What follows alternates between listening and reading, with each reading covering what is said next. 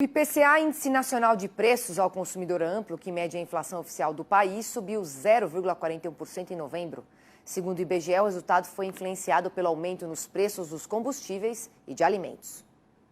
No último mês, o índice teve alta de 0,41%, abaixo do registrado em outubro e também em novembro de 2021.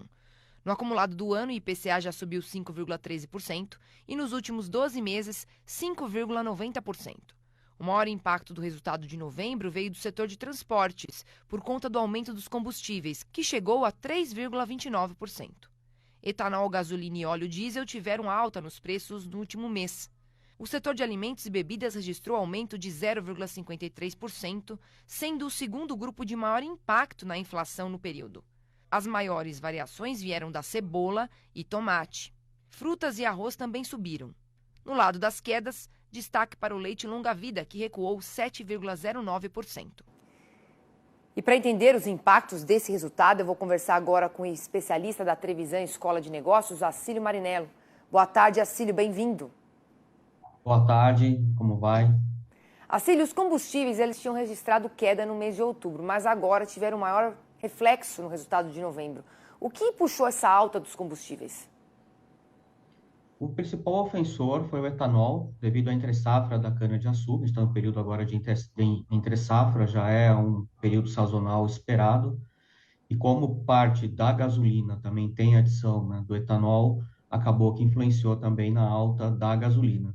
Mas é um período sazonal, agora para o mês de dezembro deve ter talvez algum reflexo devido à entre-safra, mas já vai partir para uma estabilidade do preço. E qual que é o cenário para o setor nos próximos meses e o quanto ele deve impactar no resultado da inflação em dezembro? Em dezembro ainda deve ter uma contribuição importante na composição, né, do IPCA, como apresentado na matéria anterior, né, os combustíveis têm um peso considerável na formação do IPCA. O mercado em si, olhando os combustíveis, principalmente a gasolina, o mercado do petróleo internacional tem passado por uma estabilidade, até com uma certa redução, né, do preço do petróleo, que é um balizador do preço, né, da composição da gasolina, definido pela Petrobras. Então, a expectativa é que haja ainda, talvez, um aumento muito pequeno, mas que não tenha ainda um impacto tão grande como foi nesse último índice do IPCA. Os aumentos não devem ser tão representativos. Agora, no último Boletim Focus, o Banco Central ele apontou a inflação de 5,92% no fim do ano. Você acredita que o IPCA deve ficar nesse patamar aí para 2022? Acredito, principalmente pelo resultado divulgado hoje, que veio muito melhor do que a expectativa, né? O consenso de mercado era um indicador em torno de 0,53, 0,55 e apontou 0,41, já convertendo, né, para a meta, não para a meta da inflação, mas pela expectativa do mercado divulgada no Boletim Focus. Então, deve fechar em torno de 5,9 ou 5, entre 5,85 e 5,90 no final de 2022. E, Acílio, essa semana o Copom ele manteve a taxa básica de juros, né, em 13,75% ao ano. Como esse cenário para a inflação pode refletir na Selic? A inflação vindo, né, com uma perspectiva de convergência para o teto da meta, com uma perspectiva de desaceleração, contribui para as decisões do Copom.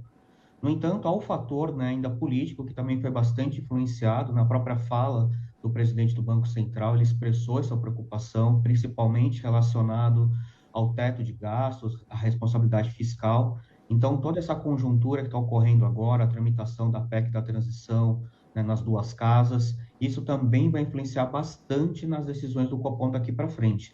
Mas, isolando a questão da inflação em si, é um fator positivo que pode contribuir para uma antecipação da queda dos juros a partir do segundo trimestre ou no começo do segundo semestre de 2023. E a gente falou aqui no começo do Mercado e Companhia sobre os novos nomes para o Ministério, junto com Marcelo Moura, lá em Brasília. Pensando no cenário econômico, quais os impactos dessas nomeações? Como é que você está enxergando e como o mercado enxerga? Qual é a sua avaliação? Bom, o Fernando Haddad já era esperado esse anúncio, hoje foi muito mais uma confirmação. O mercado já vinha precificando o anúncio do Haddad à frente do Ministério da Fazenda. A expectativa do mercado era, sim, para um nome, um perfil um pouco mais técnico, No entanto, com o desmembramento do planejamento da pasta da economia, sendo um novo ministério, agora sim as atenções se voltam, né, à nomeação do ministro do planejamento, e aí vindo um nome com um perfil mais técnico, com uma cultura, uma formação muito mais voltada para uma gestão ortodoxa da macroeconomia, com foco na responsabilidade fiscal e no cuidado com as contas públicas, isso deve ser muito bem aceito pelo mercado. E trabalhando em conjunto com o Fernando Haddad na economia, tende a trazer um cenário de um pouco menos de tensão, com um pouco mais de previsibilidade, aliviando, né, essa volatilidade do mercado e a gente conseguir trabalhar de uma forma mais estável. E dentro dos candidatos, tem dois nomes que estão sendo acompanhados, né, pelo mercado, que caso um deles seja nomeado, provavelmente vai ser bem aceito, que é o caso do Pércio Arida e do André Lara Rezende. São dois nomes que já fazem parte da equipe de transição, né, do futuro governo, e agora a gente aguarda aí no início da próxima semana, provavelmente terá o anúncio do futuro ministro do Planejamento. Quero agradecer muito sua participação aqui no Mercado e Companhia, todas as suas avaliações, e aproveito para te desejar um ótimo fim de semana. Muito obrigado para você também e para toda a nossa audiência.